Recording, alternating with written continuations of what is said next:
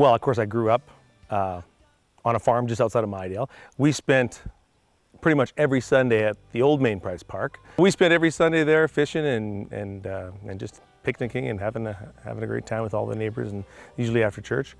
And I mean, that was part of my past that I cherish, you know, to be down there. And also we'd hang out at a place called Munson's Grove, which wasn't too far from there, and it was a great fishing spot, and we'd hang out in the trees there and catch perch and had a great time. The swinging bridge, I guess, was always a favorite, you know. And then they had Jacob's Ladder, which was the big ladder staircase that went over top the entrance that we'd climb up and go down the other side, and of course catching the bullheads in the river there, and golfing whenever we got the chance. Well, when I was 5 years old, I fell off my bike. It didn't have any handle grips, so I got the bike handle right in my throat, and I was not doing so well. Actually, what had happened is I had punctured my windpipe. And so the air was going into half was going into my lungs, and the other half was going into my neck. So from the top of my cheekbones to my shoulders was full of, like a bullfrog. And so they rushed me into the hospital to Doc Mainprize, and he took one look at me and says, he needs to go to Weyburn, and he needs a tracheotomy, and they need to fix that right away. So he called ahead and set it up, and they rushed me into Weyburn. And that was my one brief encounter with the doc.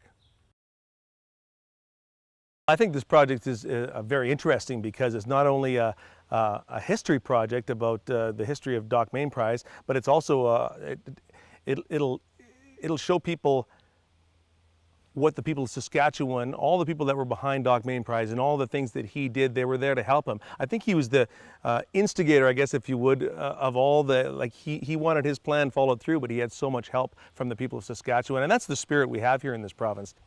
He's a very smart man, of course, medical doctor, 22 years old, a very brave man, because you think of that, being 22 years old, living in Ontario and graduating from Toronto and then moving out to Saskatchewan and starting your practice out here with nobody. He married the prettiest girl in town. He really had a vision for, I mean, all the vehicles that he had built it for him, because he needed to get to where he needed to go, and that's you know, nothing was going to stop him.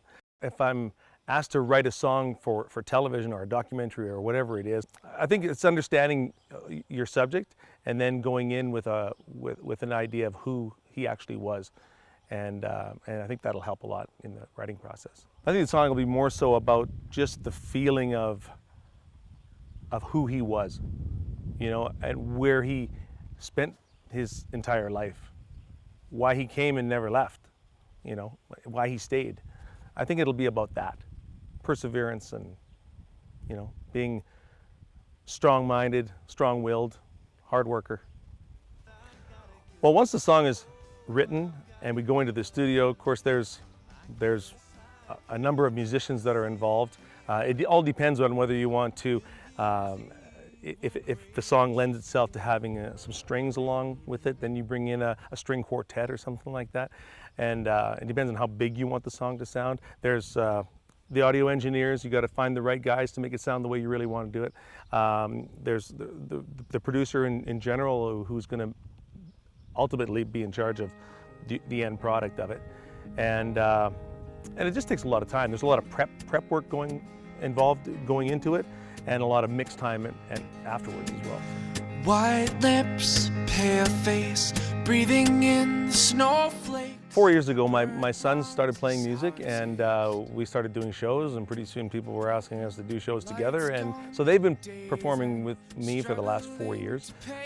We do about between 50 and 75 shows a year, so we're quite busy.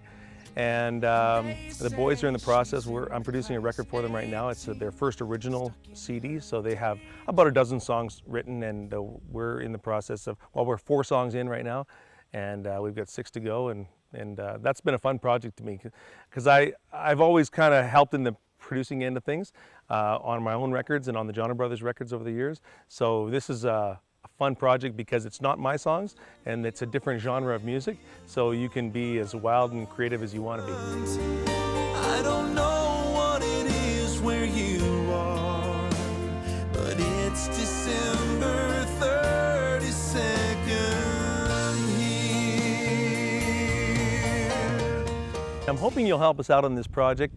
I think Dr. Mainprize, his story needs to be heard around the province. He was a heck of a guy, and he left behind a legacy, and I think the people of Saskatchewan would be very interested, as I am, to hear the story.